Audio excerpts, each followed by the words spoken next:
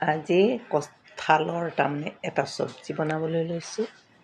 কঁঠালখিনি মই কাটি মেলি বহুত আঠা নহয়, এনেকৈ কাটি লৈছোঁ।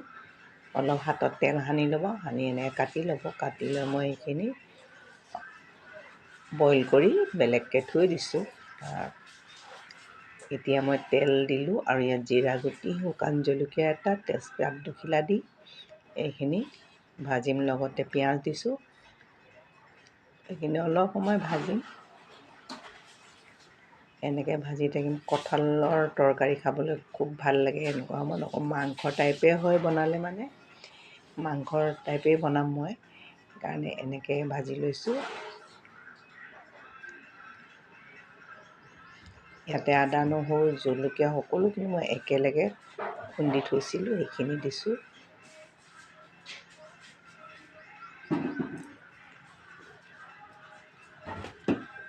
আপোনালোকে এনেকৈ খাইছেনে বনাই?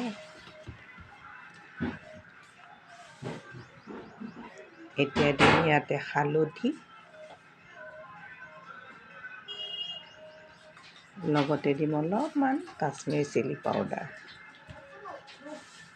ইয়াতে দিছোঁ কিটচেন কিং মছলাটো দিছোঁ। কিটচেন কিং মছলা দিলে অন্য মছলা নিদিলেও হয় যেন লাগে মোৰ, কিন্তু খুব ভাল লাগে এইটো চেণ্টে আৰু টেষ্টটো। তথাপিতো মই মাংসৰ নিচিনাকৈ বনাইছোঁ কাৰণে ইয়াত মই দিছোঁ কিটচেন কিং মছলা 1 চামুচতকৈ অলপ বেছি দিছোঁ। আৰু মিট মছলা ছানৰাইজৰ দিছোঁ। সেইখিনি মই অলপ ভাজি লৈছোঁ। ইয়াতে মছলাখিনি জ্বলি যাব যে, সেইকাৰণে অকণমান পানী দি মই অলপ ভাজি ল'ম।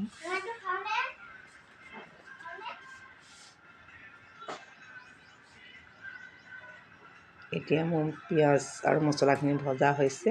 ইয়াতে কাশ্মীৰী চিলি পাউডাৰ অলপ দি দিছোঁ।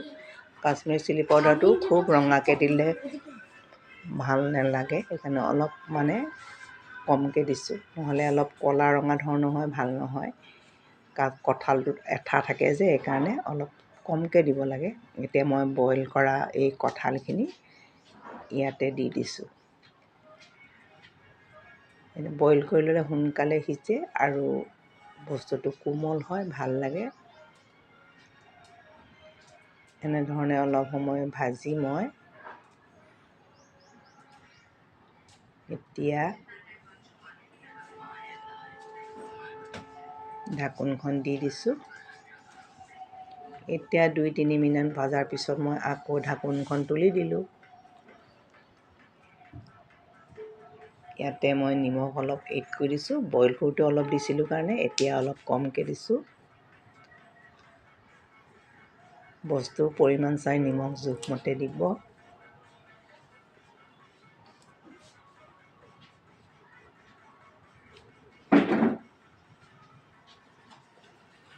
এতিয়া মই ইয়াত আলু বইল কৰি থৈছিলোঁ, সৰু সৰু 3টামান আলু, সেইখিনি ইয়াত মিক্স দিছোঁ।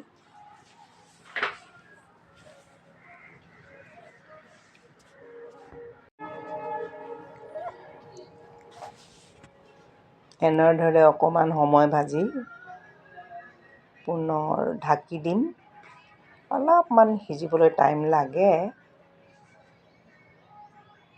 খালী মিক্সটো খুব ভাল হ'ব লাগে। ঢাকোনখন দি দিছোঁ। এতিয়া 2 মিনিটমানৰ পিছত মোৰ এইখিনি পানী দি এনেকৈ বহাই দিম। ভাজি লোৱাৰ পিছত কুকাৰত বহাই দিছোঁ। এয়া হৈ গ'ল মোৰ। এতিয়া ইয়াতে চাই লওঁ, এয়া অকণমান জালুকৰ গুড়ি দি দিছোঁ। জালুকৰ গুড়িটো কঁঠালত দিবই লাগে, তেতিয়া ভাল হয় খাবলৈ। প্ৰথমতে দিলে ইয়াৰ হেৰিটো নাথাকে, চেণ্টটো, সেইকাৰণে মই পিছত দিছোঁ। আৰু ইয়াতে মই আকৌ 2-3 মিনিটমান এনেকৈ সিজিবলৈ দিম কুকাৰটোতে। শেষত মই দিছোঁ, নমাবৰ সময়ত দিছোঁ চাহী গৰম মছলাটো, এনেকৈ দি দিব। তাৰপিছত এয়া মই পোলাও অলপ লৈছোঁ, এইপিনে কঁঠালৰ চব্জি আৰু অকণমান পনীৰ লৈছোঁ। এয়া মই এতিয়া পৰিৱেশন কৰিম। আপোনালোকেও এনেদৰে বনাই খাব। মটৰ পনীৰ অলপ বনাইছিলোঁ, এয়া আজিলৈ আহোঁ।